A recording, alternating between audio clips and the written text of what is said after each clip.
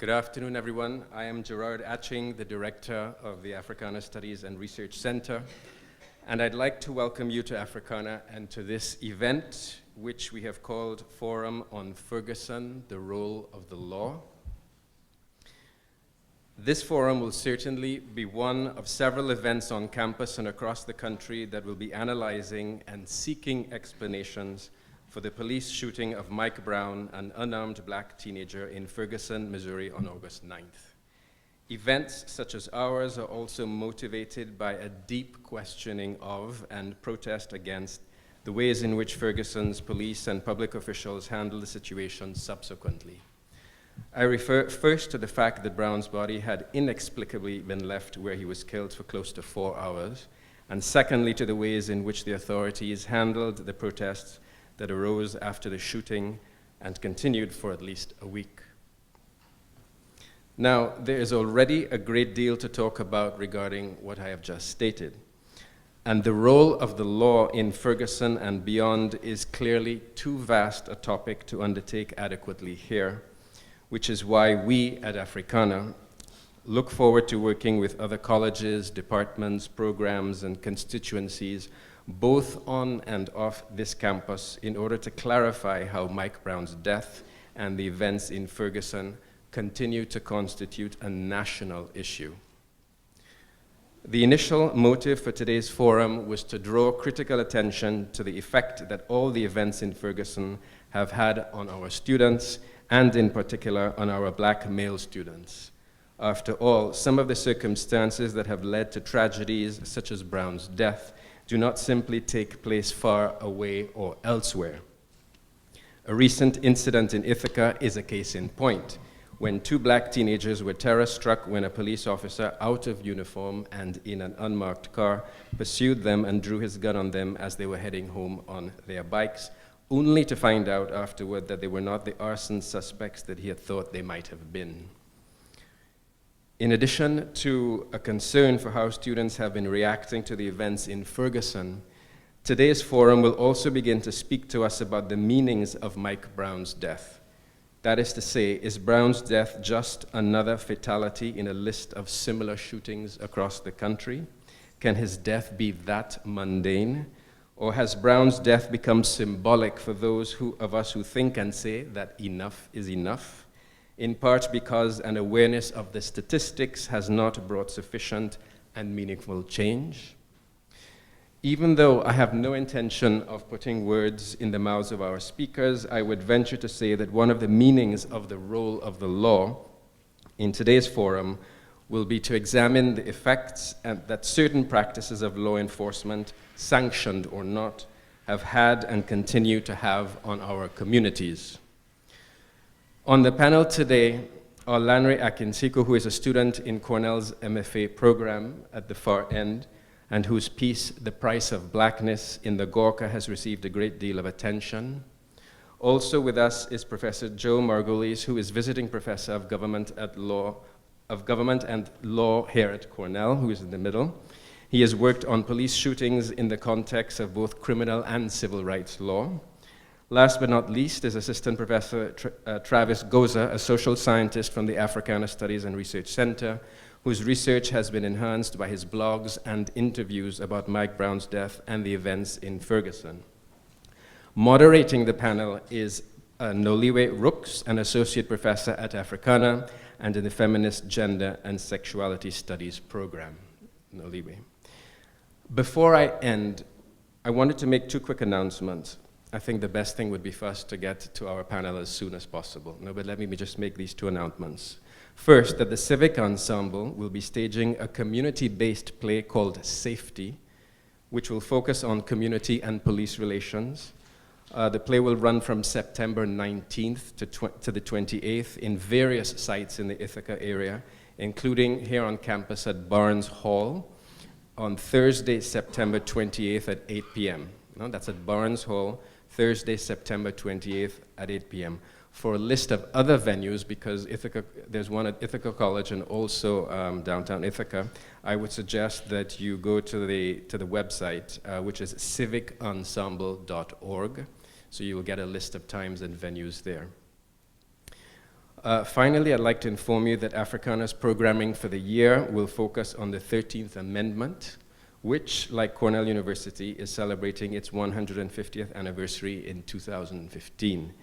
So stay tuned for further information about our events, or simply keep abreast of them through our webpage.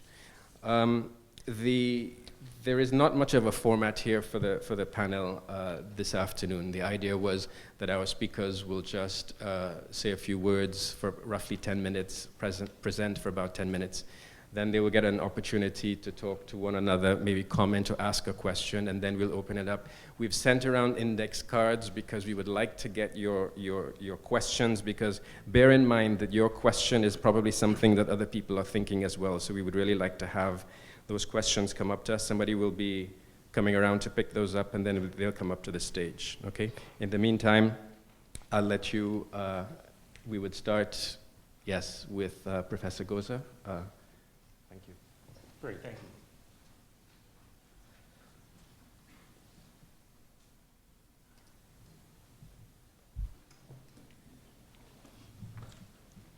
Good evening. All right, good evening. I know there's more people in the house than that. For the past month, I've really struggled with the probability that what happens to be another senseless murder of an unarmed black boy, of Michael Brown, will soon be forgotten. That his name will become, right, another forgotten casualty, a forgotten hashtag in the maintenance of white supremacy in America. Because I'm familiar with the history and statistics concerning the pathology of racism in America, and I've had 30-some odd years of occupying a black male body, I've already started preparing mentally for the realization that justice probably won't come for Mike Brown or the many unarmed black men and women shot down by the police. So a few weeks ago, I was watching a CNN interview with Leslie Mispatin, right, Michael Brown's mother. She was conducting an interview with Trayvon Martin's mother and also the mother of Sean Bell. And in this interview, Mike Brown's mother said that the most difficult part of losing her son is that every time when it rains, she breaks down in tears. Every time she cries, right? Every time it rains, she cries.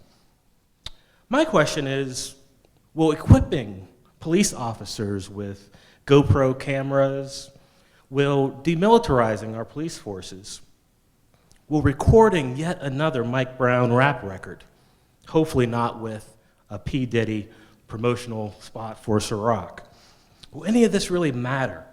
All right? What does it mean to change our Twitter icons, to call for Department of Justice civil rights investigations? Right? Will any of this help Michael Brown's mother stand the next rain? I think there's some hope here. 59 years ago, last week, 14-year-old Emmett Till was murdered for allegedly whistling at a white woman. The anniversary of his murder helped inspire the 1963 March on Washington.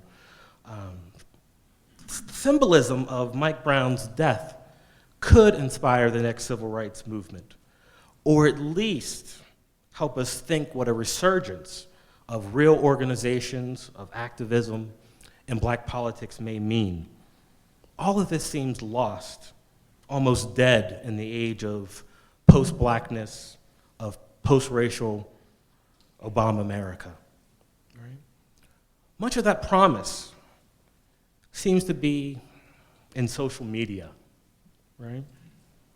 Twitter really has played a role in informing our consciousness about this issue. But one question I would ask today is, what type of social media activism are we investing in?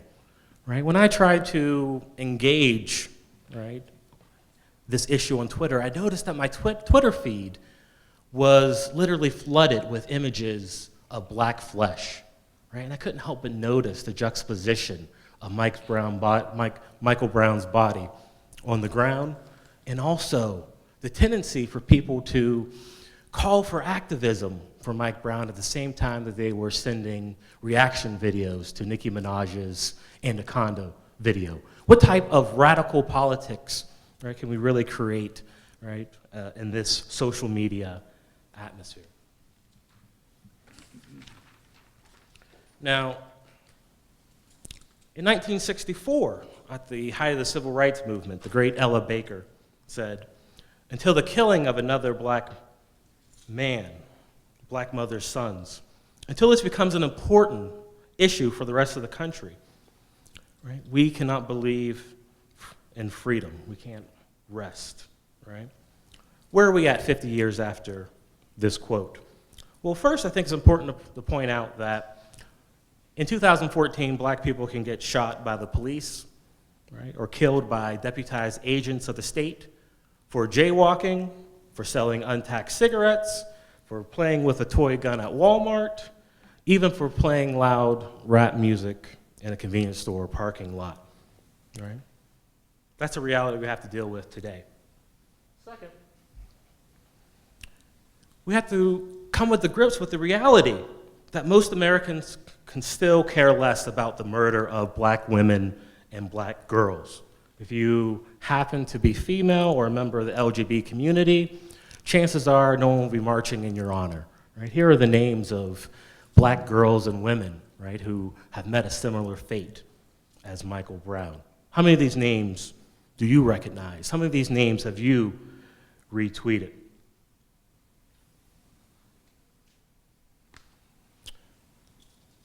The issue that I'm most interested in is how 50 years later can we live in an America in which institutionalized racism makes it difficult for the average white American to express basic empathy for black life, or to see the fundamental innocence in black children. It is really this inability to appreciate black innocence, right, that is at the heart of the Michael Brown and Ferguson case.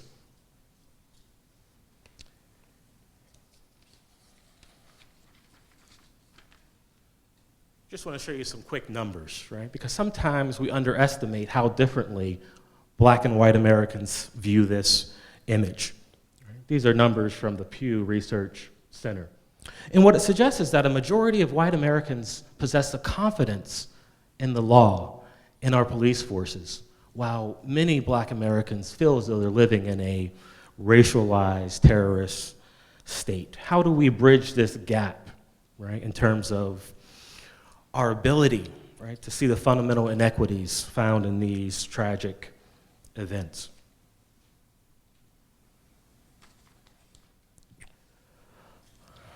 It's my belief that if we want to make Mike Brown's death meaningful, right, in a larger sense, if we want to begin protecting and nurturing black innocence, we have to begin looking at not just the law and not just the police, but what's occurring in our nation's public schools.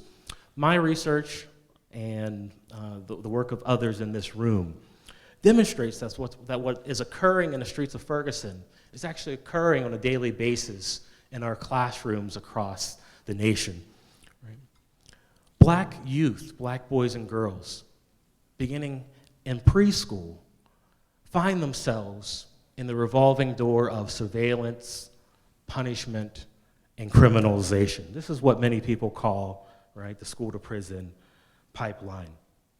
One thing that I think we have to address is that black innocence, right, it's not just destroyed in the streets by the police, but we have a public school system in which we are calling the police on young children, handcuffing students, and kicking black four-year-olds out of school. These are irresponsible educational practices that I think contributes to the criminalization of black children and ultimately the destruction of black innocence, right? The gap is huge. Black preschool students are about 18% of the population, but they represent about 50% of those who are suspended or expelled from preschool. This only gets worse, right, throughout the schooling process. If there's any hope that we can make Mike Brown's death meaningful, I think we have to deal with the basic lack of empathy our inability to see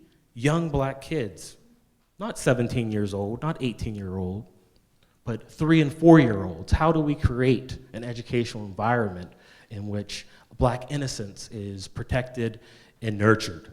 I think we have to deal with this at the beginning, and it begins with reforming the type of zero tolerance policies that have dominated our school institutions. We are militarizing police, but we are also militarizing our classrooms, right? How do we protect black innocence? Great, thank you.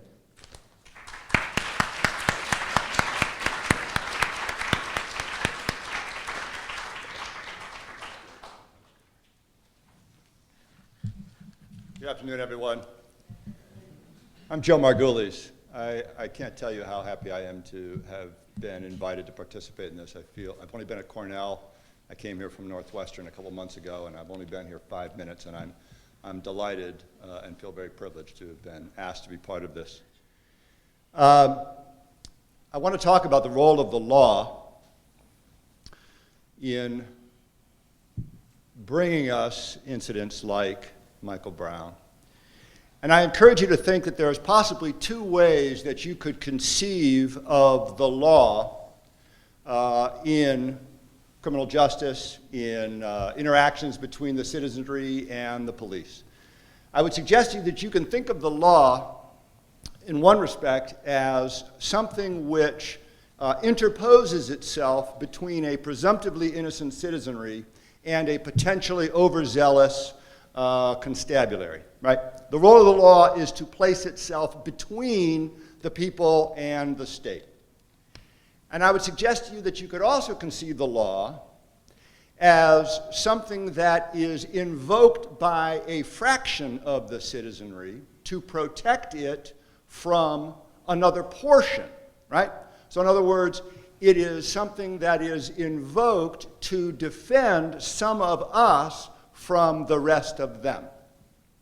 So in one conception, the law is invoked to restrain the state. The law is interposed to restrain the state from the people. And in another conception, the law is invoked to unleash the police. You restrain police in one, you unleash it in the other. The first is the rule of law as we traditionally understand it. It is the idea that the law is meant to protect the people from the state. That's the classic conception of the rule of law. And the second is the idea of the rule by law, where the law is an agent of a fraction of the population, which invokes it, calls upon it, summons it to protect itself from a category of the community that is conceived as threatening, that is conceived as marauding and menacing. And the state plays a very different role, and the law plays a very different role in facilitating that separation between us and them. And I want to suggest to you, and this is what I devote my energies to, this is what I study and write about, and this is what my practice as a lawyer is directed towards, that in the course of my lifetime, and therefore in all of your lifetimes, most of you, we have seen a steady transition from the former to the latter. The idea of the law as a restraint on the state, and the idea of the law as something which unleashes the state. How that has happened, why that has happened, is the subject, as you can imagine, of scholarly debate and scholarly dispute. And some people focus on one thing, and some people focus on another, and causation is always complicated, and so on. But I will tell you that I am not going out on a limb here, that no one thinks it is accidental, and no one thinks it is coincidental, that this all took place, that this all began as Jim Crow was dismantled. And so as formal mechanisms of social control authorized, sanctioned by law, were dismantled, a new body of mechanisms took shape. Now it is overly simplistic for me to suggest to you that that's the only causation, that that's the only factor that's relevant. But no one suggests that those two things are unrelated. The fact is that what I am describing to you, the transition that I am describing to you, which is sometimes called the punitive turn in American life, a turn towards greater punitiveness, began in the late 60s and early 70s and accelerated as the incidence of Jim Crow and formal social control, de jure operating by law, broke down. And what does this have to do with the role of law? What I would suggest to you, and what I can hope that we can engage with in the question and answer, is the integral facilitative role that the law has had in this sweeping social transformation. So it is the law which allows the police to stop a young African American man and in almost every case to frisk him, and if to frisk him, then also to handcuff him, based on nothing more than mere suspicion. It is the law which allows the police force to descend on communities of color en masse, sanctioned by the Supreme Court, as though they were an occupying force. It is the law which equips local police departments with the weaponry of war. Do you think that that was accidental? That was an elemental part and parcel of the war on drugs. It is a federal program to arm local law enforcement with the weaponry of war as part of fighting the war on drugs. And it continues to go on with unused weapons that are no longer part of the war on terror, now being shuffled to local police forces. And it is the law that makes it essentially impossible for any of us to look behind discriminatory police practices and to uncover the root of it and to eradicate practices like selective enforcement that we see going on all around us. And what does this have to do with anything? Well, my suggestion to you is that we are conditioned from a very early age as Americans to believe in the law, to believe that the law is our recourse, the law is our succor, the law is our protector.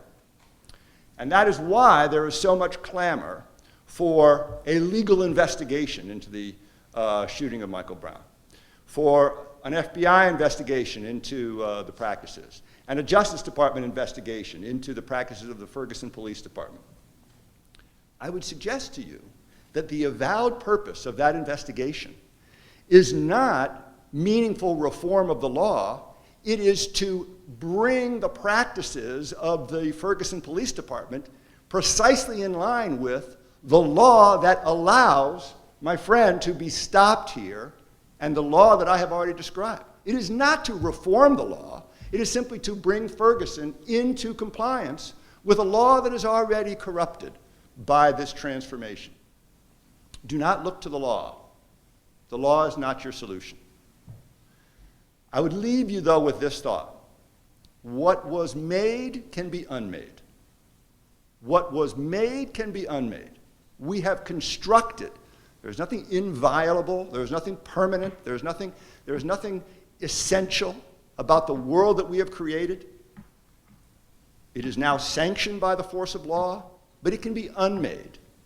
It can only be unmade, however, not by recourse to the law that exists, but by insistence upon a very different system, a very different system.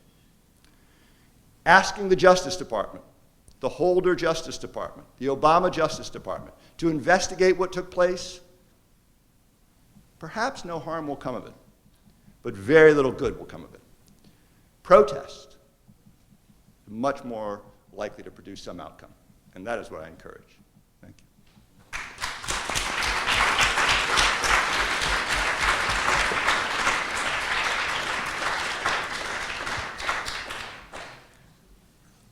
Yeah, I'm going to stay here. Hi, everyone. My name is Lanre. I'm going to stay seated. Can you hear me? Right. Okay. My name is Lanre. I'm an MFA student here. I'm here because I wrote an article on Gawker called The Price of Blackness. And And I just kind of wanted to share, I guess, some random thoughts. Since the article was published and since everything that's happened in Ferguson has been going on. So first, I've been interested in this idea of speaking the truth or attempting to speak the truth as a political act. The comments on the Gawker article and on a lot of articles that have been published about Ferguson have been crazy. They've been crazy. You could write a thesis on the kind of outrage and anger that these articles produce in a certain segment of people in America, and I think that's really interesting. And so there's something political about speaking the truth, and so I wonder for a lot of the young people in here what it means for us to engage with these issues on Twitter or in spaces on campus, in our dorms, in our classrooms, and I think that's should be a big topic of conversation today. How can we engage these things as young people? Especially when we're removed in a way, like we're not in Ferguson, right? We're not in Oakland, we're not in Florida, we're not at the site of a lot of these things. The second thing that I think is interesting is the conflation of the militarization of police with racialized police brutality. That's a narrative that's really bothered me. They're both really, really problematic, and they're both really important, but they're not the same thing. And I think we have to remember that as we talk about these stories. So that's another thing. And then the third thing is white privilege and what it means. And I've been thinking a lot about that.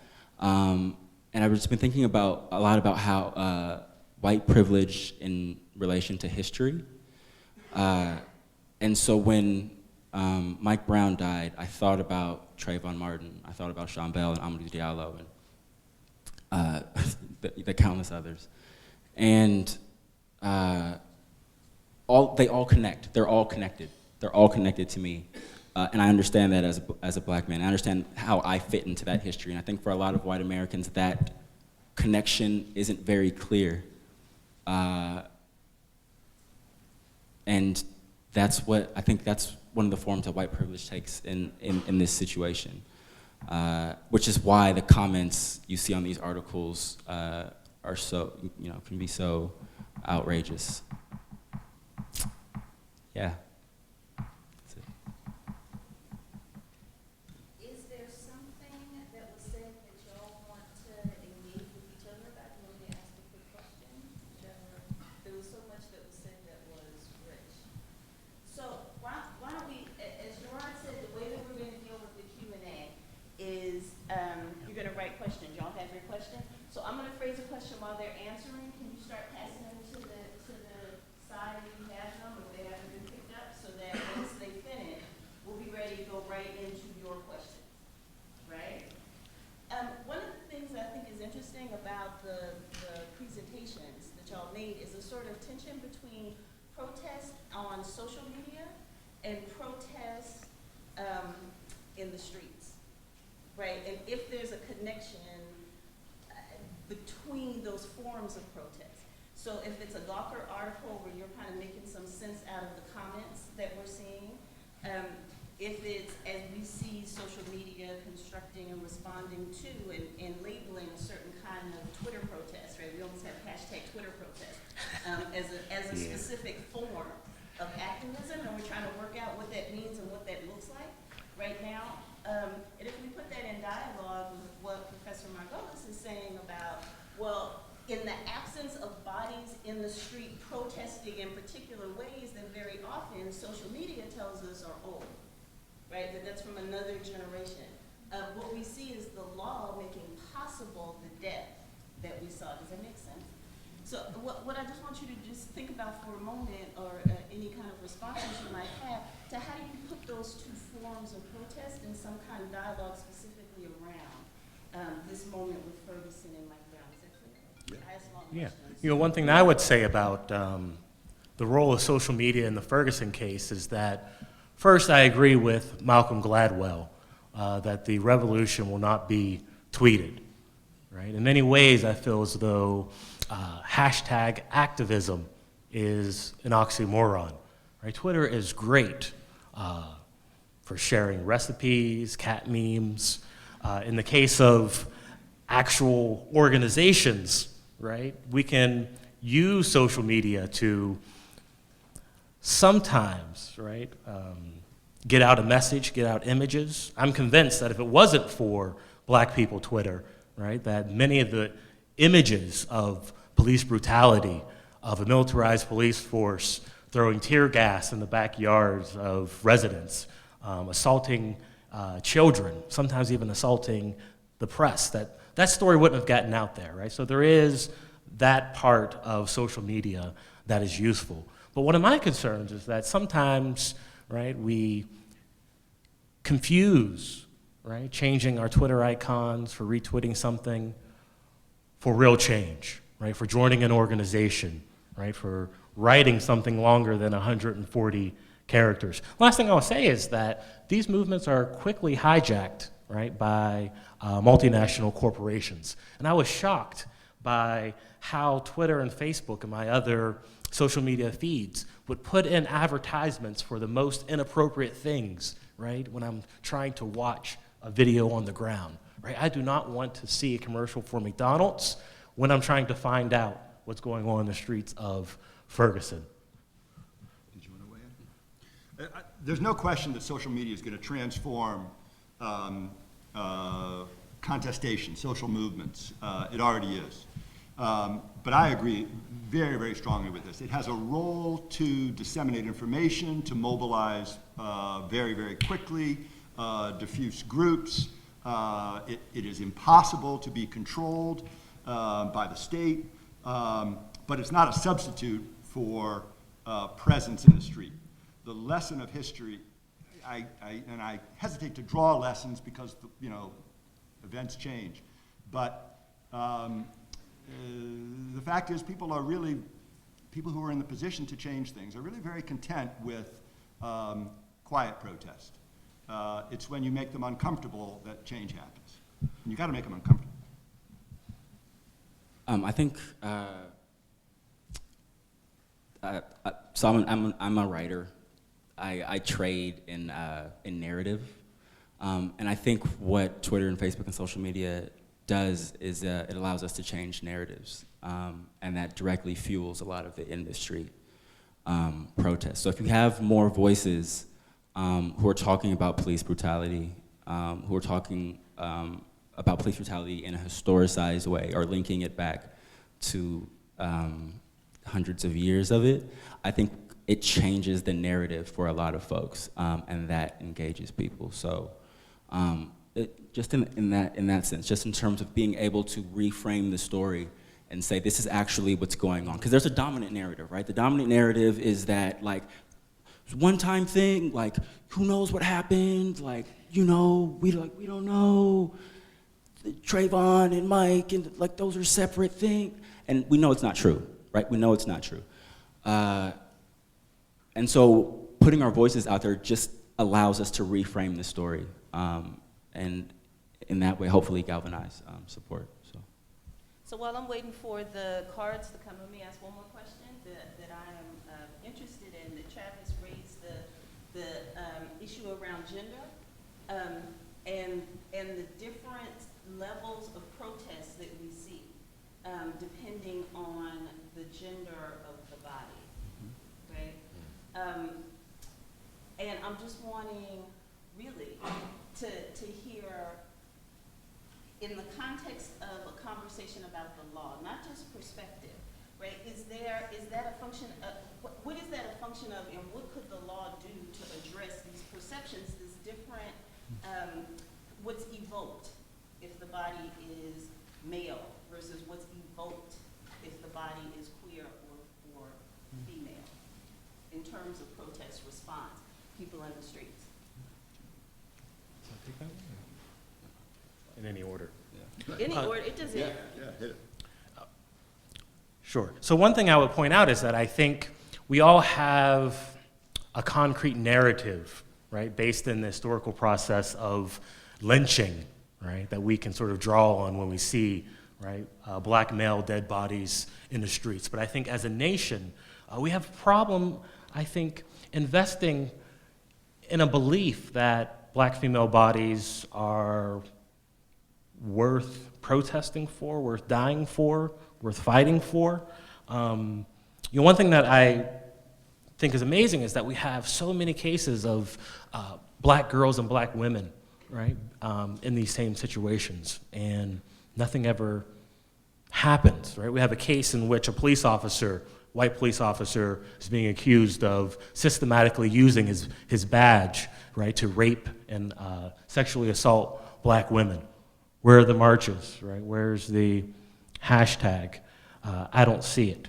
One thing that I was really concerned about was when I was watching the news coverage of Michael Brown's funeral, is that I really saw an attempt to bring, right, this black male, straight patriarchal image, right? We saw Al Sharpton descend on Ferguson. We saw all of these black male bodies gathered outside of the funeral to make sense of this. Missing, I think, from the funeral was a real voice that we weren't going to use this moment to restore, right, black male dominance in the black community, but that we would use this as a fundamental way to seek justice for all black Americans, for all Americans.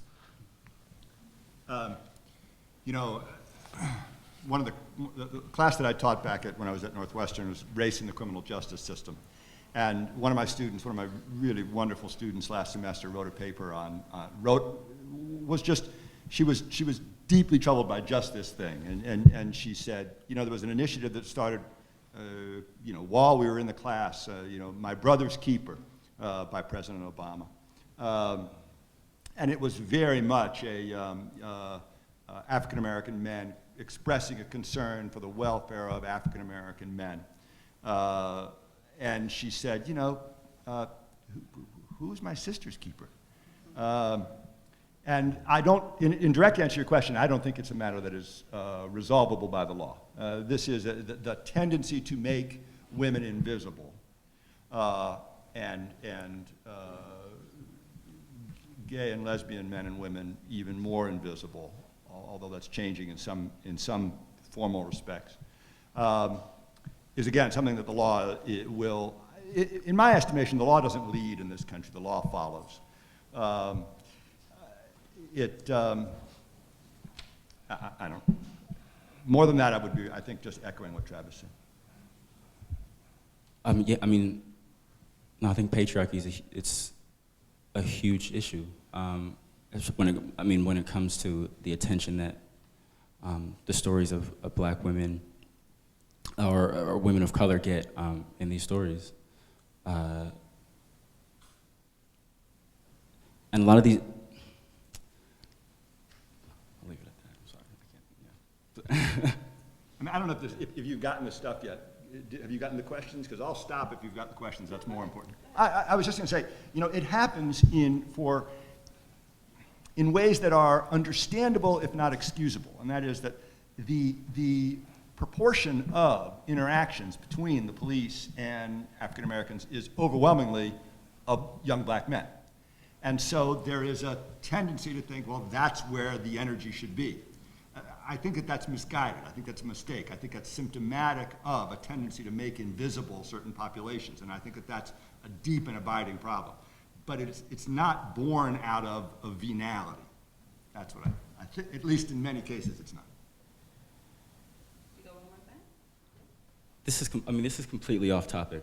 This is completely off topic. But the Ray Rice, if anybody follows sports, like the Ray Rice situation is a huge example of this, right? Of violence against a woman of color not getting the attention it deserves, or being treated with the seriousness that it deserves. Did you see, because I was watching Fox News, so you don't have to, when this case unfolded. You remember what the newscaster said, right? He was talking about, what's the lesson to be learned? Take the stairs, right? Fox News used this as an opportunity to use, right, I think, vulgar violence that we saw in that elevator video, right, as sort of a punchline. Take the stairs next time, right? What was Fox News' advice, right? That was also referencing Solange squaring up on Jay-Z, right? Like they put those two things together. I've been asked to actually use the microphones. By far, the most questions that we have sort of are in the universe of tell us specifically what the law can do and cannot do in this moment to resolve what we're seeing. And if we're going to protest, right, I'm putting about 4 or 5 different questions together. If we're going to protest, what is it we're asking for? What does it make sense for us to be organizing around? That's one group of questions. What can the law do?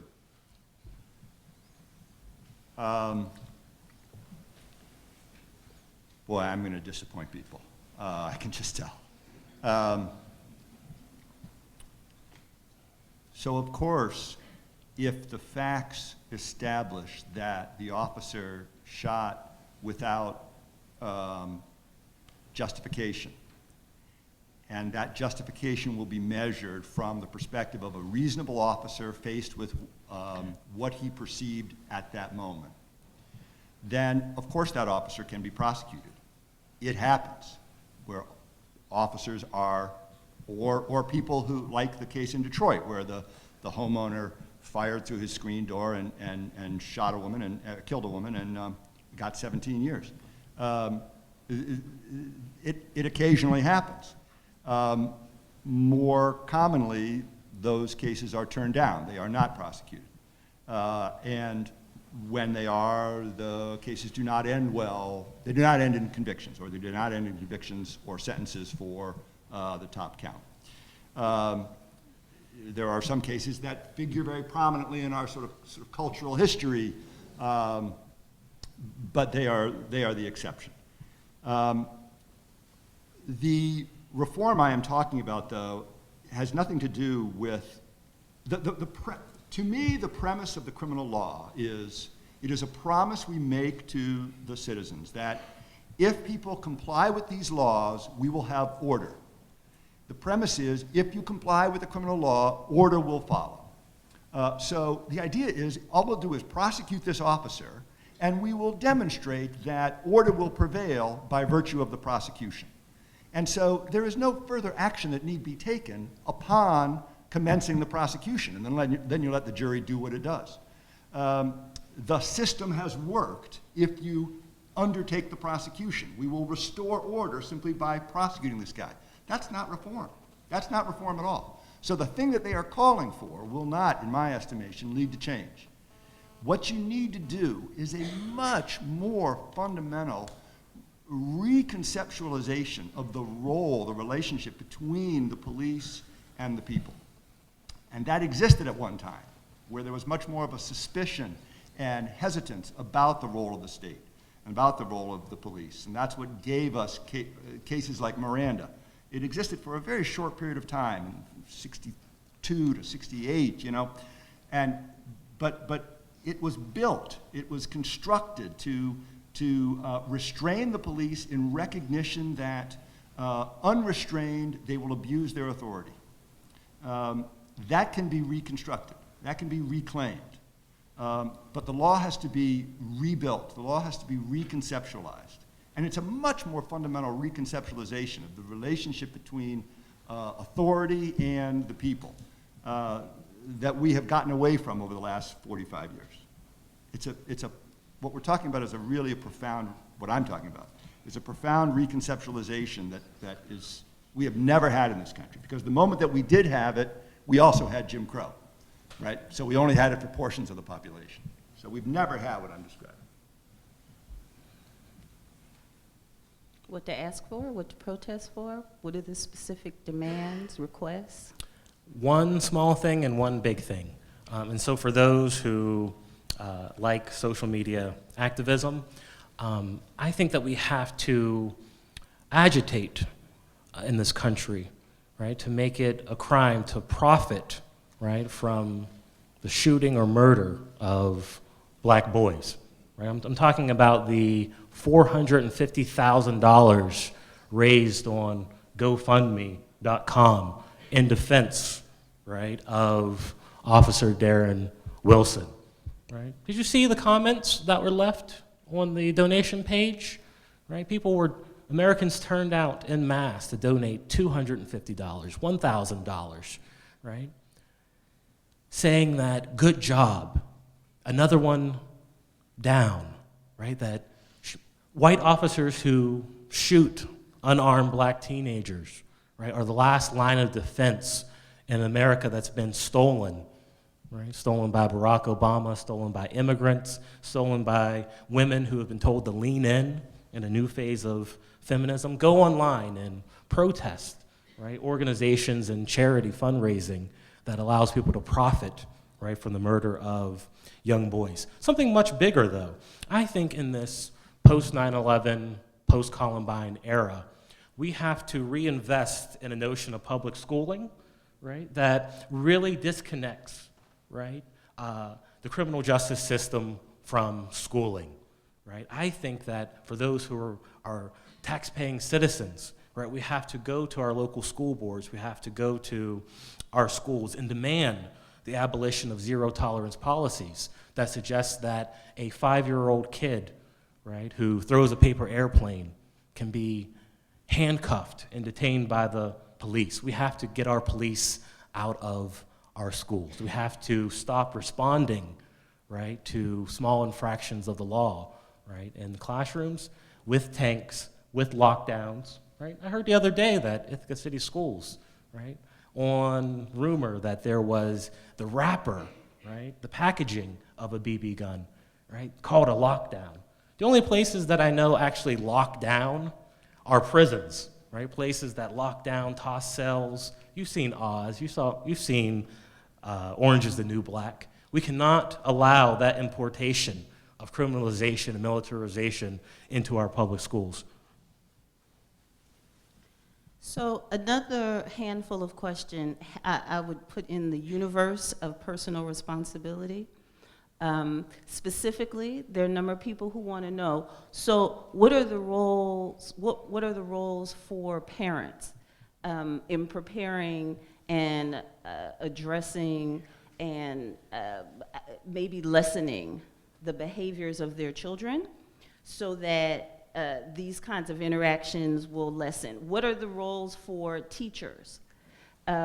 People who are interacting with children on a regular basis in shaping their understanding of narratives and realities in a way so that, again, their behavior may not draw such a response, and in what ways do we see it possible to talk about a narrative of personal responsibility from people who have found themselves shot?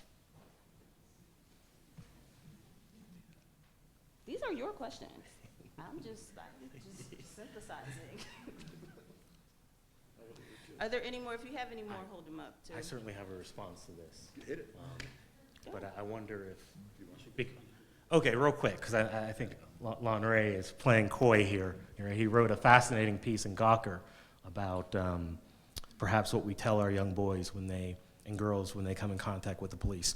Quickly, I reject any kind of plea to a new politics of respectability that says if young black boys pull up their pants, if they turn around their ball caps, if they stop wearing hoodies, if they stop listening to rap music, that they will be safe in our streets, right? They will have the basic dignity, right? The basic access to citizenship, to due process. I reject a type of politics of respectability that can... No. What, you know what I would say about this, right? I love the question, right? This is kind of a straw man argument. One thing I would say is that I've been appalled by the white anger, right, in these cases, right? Lanre talked about his Gawker comments, right? So many white Americans taking to not just the opinion polls, but to websites, saying that these young black boys deserve to die, right? Because of what we see on TV, what we see in music videos. I think we have to get away from the outdated notion that if we just go out wearing suits, right? If we speak the King's English, that we'll be safe from the brutality of white supremacy. I've been more excited about the rap videos that have taken to the YouTube and the airways to, I think, get away from that type of respectability, to simply reinvent the old anthem, F the police, right? That's a very brave, I think, response to the type of respectability, to say, no, we reject, right, that we have to dress a certain way, talk a certain way, because we are citizens, right, of this country.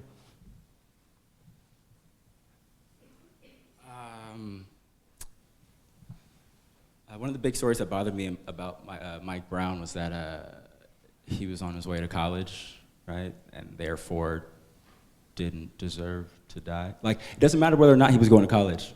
Doesn't matter, right? He was unarmed in the street. He didn't deserve to die, period.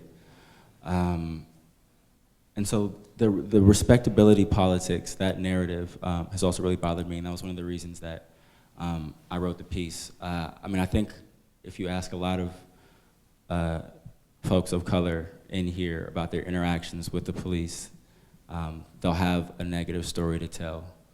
I'm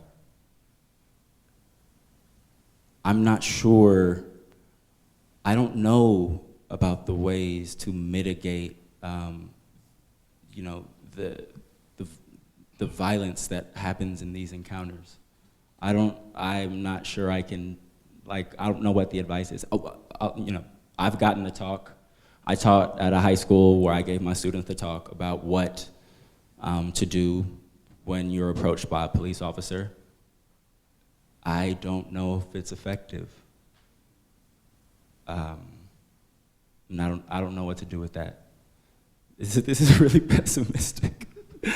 But I don't know what to do with that. I don't think the talk is effective. My being threatens people. That's what I'm reminded of every time this happens. That my being, my existence threatens and scares folks. And what can a talk do for that? I don't know. What was the talk? You know, when you see a police officer, yes sir, no sudden movements, take your hat off, you know, basically any kind of dignity you have as a person, throw it away, right? Make yourself, you know, make yourself as quote unquote non-threatening as possible, which again is not possible. Lanre, do you want to tell people who have not read your Gawker article, just summarize really quickly what it was that, because it's interesting because you were actually performing a kind of politic of respectability in that article, right? So I was just talking in the article about getting pulled over all the time in undergrad in Berkeley, and to kind of get out of these situations, the officer would ask for my driver's license and I would hand over my college ID. And that would usually get me out of the situation. I just talked about the guilt that came from doing that, because again, my humanity and my dignity is not, shouldn't be boiled down to a plastic card, right? None of ours should. And so yeah, when we talk about the you know, respectability politics, that's the form that it took for me. And back. Oh no, please. No, believe me. No, and I just, and like Travis said, I've gotten to the point where I completely reject it. I'm not willing. The black body is, I mean, everybody is political. The black body in this country is especially political. And I reject reducing my worth to, you know, to whether or not I'm in school or whether or not my hair is cut low or any of these things, right? That's, yeah. I just want to put in a plug for this piece. If you all haven't read it, it's we should post it somewhere that's accessible, that you can know where to look. I mean, it's exceptionally well done, potent. Absolutely. It's called The Price of Blackness. So we have 3 or 4 questions, basically asking a version of, if we believe that it is possible for us to get beyond an America that is fundamentally racist at its core, given the founding of the country, given the role that race and racism has played in the building and growth of the country, just paraphrasing, if you may hear parts of your questions in here. And what we see on a regular basis, it's a kind of pathology that some are wondering if it's really feasible. It's hopeful to believe in its end, but is there anything that leads y'all specifically to believe that we can get beyond an American steeped in racism? Did you guys want to? No, go for it. So if I didn't believe that, I would just have to crawl under a shell. And so my work, my teaching, my writing is driven, animated by the idea that one has to try. There are some signs that a different climate, a different narrative is taking shape. It is at least worthy of comment that people like Rand Paul and Ted Cruz, of all people, commented on the obscene over-militarization, there's no such thing as over-militarization, of local police. There is movement that is taking place in criminal justice reform that is approximately a decade old. A lot of it is under the radar. Prison populations declining, prisons being closed, some sentencing reform. It's now, considered cachet to mock the war on drugs. Everybody recognizes that it was a failure. I mean, this was the darling of the Reagan administration. And the one thing the right is never allowed to do is mock the Reagan administration. But yet they do. There's no support for it. Why that's happening is, and how deep it goes and what it will lead to is what I spend all my time thinking about. The lesson of history is not hopeful in this country.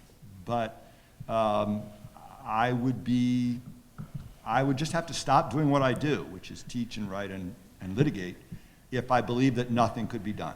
And I think that one has an obligation, I personally feel, that one has an obligation to live out one's convictions.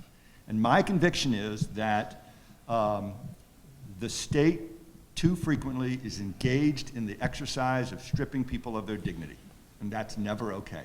And and the work that I do is not just in not just in a criminal justice context, it's also in the post-9/11 context. I mean, that's the work that I've done for the last 13 years. And we have stripped the dignity of a different community of people. Well, it doesn't matter who they are. It doesn't matter if you're a Jew. I'm not going to give you that speech. I'm an American Jew. It's not okay. It's never okay. It's never okay. And that's your obligation. So can America get past a few hundred years of logic, of social organization, of politics, of law, that has basically demanded white innocence and black guilt? Maybe, but I think sometimes we're always talking to the wrong crowd, right? Sometimes we have to figure out where the problem really rests. I don't think it rests in how black boys interact with the police. I think the key to moving forward as a country is really to deal with the crisis, the moral crisis in white America, right? This moral crisis, I think, is at the heart of many of these recent cases, right? This crisis is one of empathy, right? I love new research coming out of social psychology, right? Basically, we take white Americans, we show them an image of a hand being pricked by a needle. We hook them up to machines, we scan their brains, we measure their physiology to see, hey, how do people react to seeing pain in other people? What's amazing with this research is that when the hand is black, white Americans, right, don't have any physiological or brain response, right? What I'm suggesting to you, right, is that the lived reality of white skin privilege, of white supremacy, means that we have a large population of Americans, right, who may be physically unable to express a basic humanity, right, for the suffering of black and brown people. How do we begin to address this? I think that the only thing that can move, right, the moral consciousness of this country forward is, one, a critical race education, right, an anti-racist education. We can't rely on multiculturalism, right? We have to get past the idea, right, that if people just know about the problem, they'll stand up and speak out and do something. No, what the research shows is that if you tell white Americans about the injustices in the criminal justice system, if you read the statistics, white Americans are more likely to support punitive laws, incarceration, stop and frisk. So we need a anti-racist education. Last, I think we need more real contact, right? We live in a hyper-segregated society in which many of us, right, have no real friendships, no real interactions with people of a different race. One statistic that I'll quote, and I'll stop here, is that some new numbers came out suggesting that the average white American has one black friend. All right, did you see this research? It's probably the same the one, same. right? Yeah, It's yeah. the same person you're sharing. It's all the same black person, right? Okay. The comparison is 9, right? And so black people are bridging those divides, but we have to, I think, create real opportunities for meaningful interaction so that people can see, right, can empathize with people who are unlike themselves. I hope, but I don't know. That's it. So this is the last set of questions I have. If y'all got something else, hold them up. There seems to be some interest in understanding the difference between a protest moment and a movement. And if Ferguson is a moment that may lead to a movement, but what your understanding is of the difference between the two, and sort of, so as to not ask it by itself, the tension around old leaders, civil rights leaders, who have gone to Ferguson, have espoused voting, have said to be peaceful, and what a new sort of generation, what people who live there seem to think counts as legitimate protest.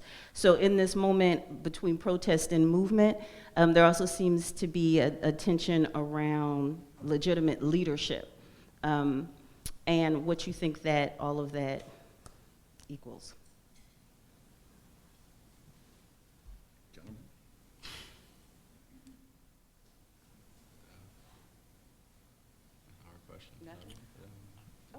Hey, you give me the platform, I'll be up here all night, right? Or you can just take one of my classes and hear me, right, say this stuff for 70-minute increments.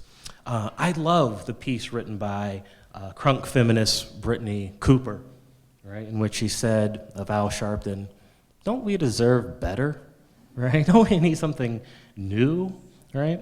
At what point, right, I'm a student of history, all right, and this is a question I would actually pose to James Turner. I think he might be in the back, hopefully, wasn't there a point in black history, right, that if you were a federal agent, right, if you were cooperating, right, with the feds, that would disqualify you from being a black leader, right? Isn't that how the black power and civil rights movement was destroyed, by planting black people in these organizations and using that information to destroy them within?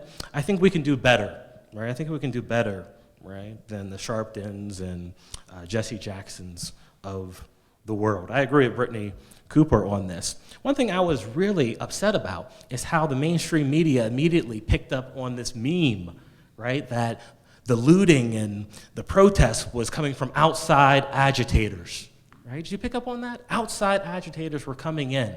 These weren't the people of Ferguson standing up for their basic civil and human rights. These were bad people who were coming into the community and disrupting, right, otherwise peaceful protests. This is a strategy that's been used against black movements, right, throughout the 19th and 20th centuries, right? When SNCC, right, moved into different areas of the country, they said, no, these are outside agitators, right? When freedom riders, right, went into different areas, these are outside agitators. We have to, I think, reject this idea, right, that what we saw in Ferguson was some dangerous new Black Panther movement that was otherwise disrupting, right, a peaceful protest. Where does this leadership come from?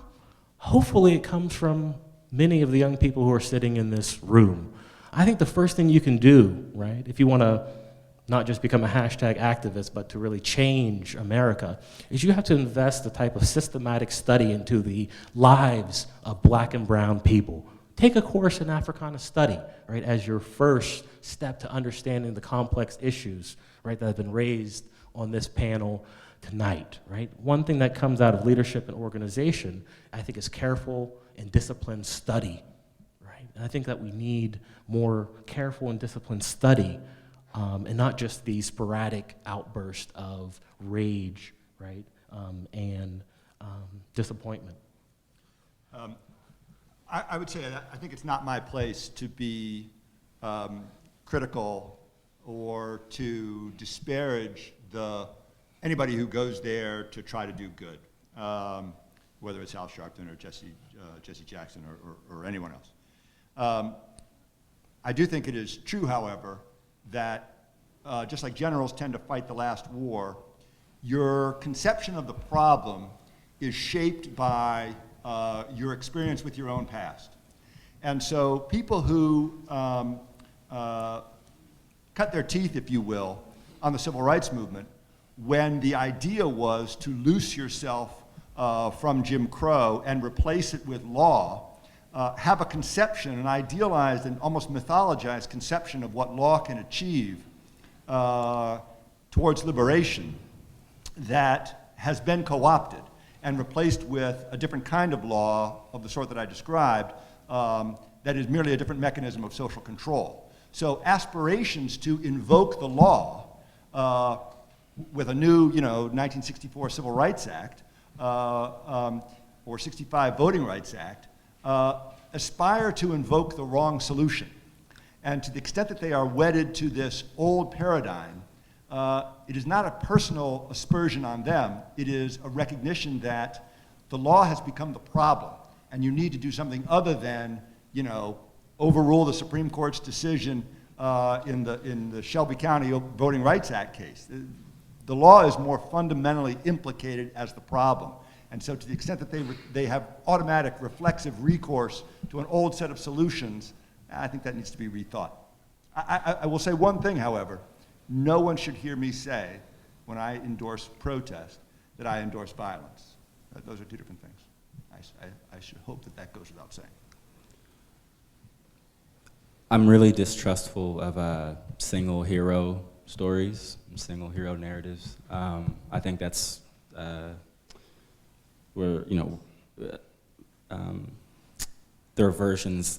The popular version of the civil rights movement is one of single or singular heroes, and it's kind of like a sexy story, and all of our movies are singular heroes overcoming all odds to save everybody.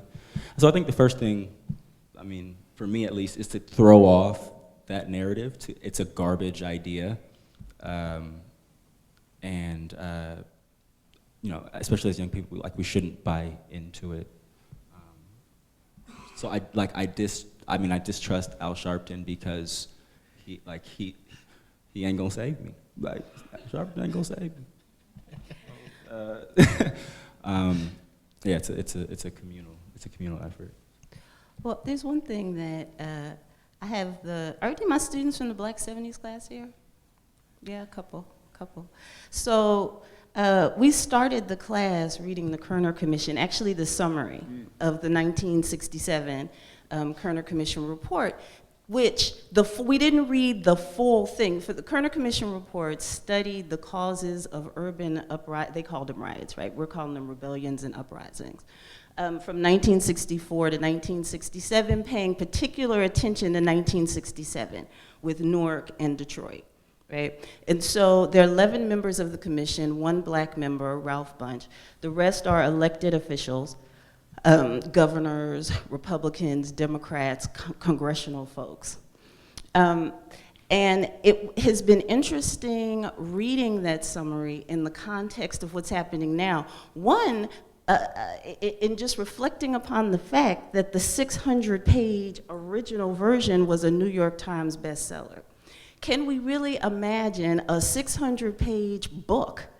First of all, can we imagine a commission comprised of Republicans and Democrats who are going together to tell you, what is happening with black people, right? White Republicans and Democrats. But the public, it was an international bestseller, but in the United States, it remained on the bestseller list for some time. And one of the things that has been interesting in going through it is how right they got so much of it, right? The reasons that they said the cities burned was because there was a system of profit that whites got from black poverty and black disenfranchisement. And to the extent that white communities and white individuals who felt better about themselves because they weren't these people, this is them, I'm not making this up. They said, basically, the reason this happened is because not just of government inaction, though both were indicted, but individual whites, and their beliefs and behaviors. And they came up with stunning solutions, right? That they said may cost us, we may have to leverage a future to fix this, but we will not see this again if we don't.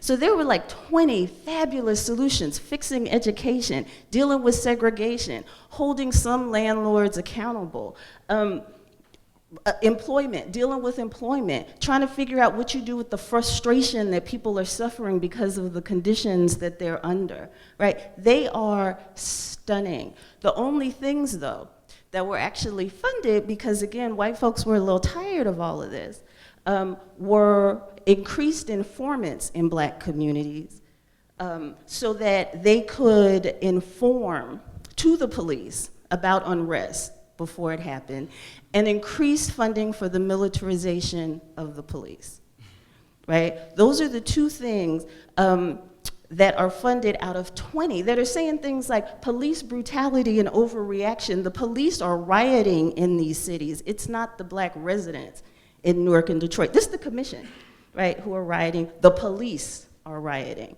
And yet what gets funded is more money for. So one of the things, and this is not even a question, it's a frustration, right?